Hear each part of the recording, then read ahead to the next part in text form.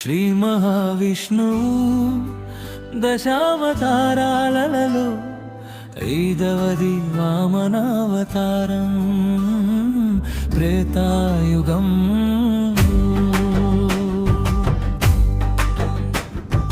రాక్షసరాజైన బలి చక్రవర్తి మూడు లోకాలను జయించి ఇంద్రుడిని స్వర్గమే నుండి తరిమి వేస్తాడు. బలి రాక్షసుడైనప్పటికీ మహదాత మరియు పంపులు మన అధికారాన్ని సుస్థిరం చేసుకోవడానికి నర్మదాది తీరాన అశ్వమేధయాగం మొదలు పెడతాడు. బలి చక్రవర్తి గర్వాన్ని అణచడానికి మరియు దేవతల రాజ్యాన్ని తిరిగి ఇప్పించడానికి విష్ణువు ఒక పొట్టి బ్రాహ్మణుడి రూపంలో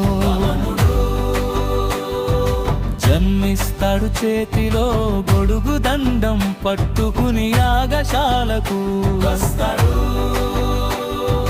వామనుడి ముఖ వర్చస్సును చూసి ముగ్ధుడైన బలి చక్రవర్తి ఆయనను గౌరవించి నీకు ఏం కావాలో కోరుకో అని అడుగుతాడు.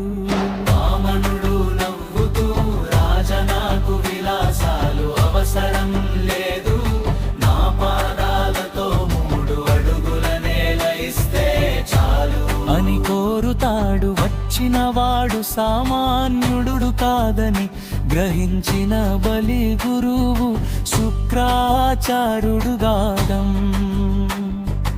ఇవ్వవద్దని హెచ్చరిస్తాడు. కాని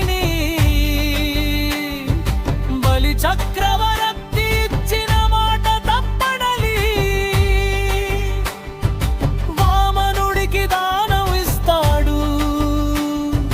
దానం స్వీకరించగానే పొట్టిగా ఉన్న వాముడు ఆకాశమంత ఎత్తున త్రివిక్రముడిగా పెరుగుతాడు.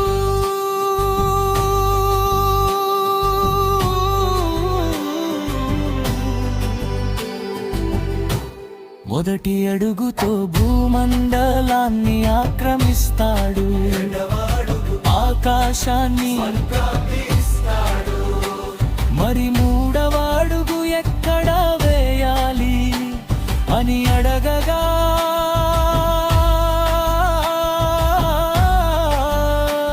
బలి చక్రవర్తి భక్తితో తన శిరస్సును వంచుతాడు.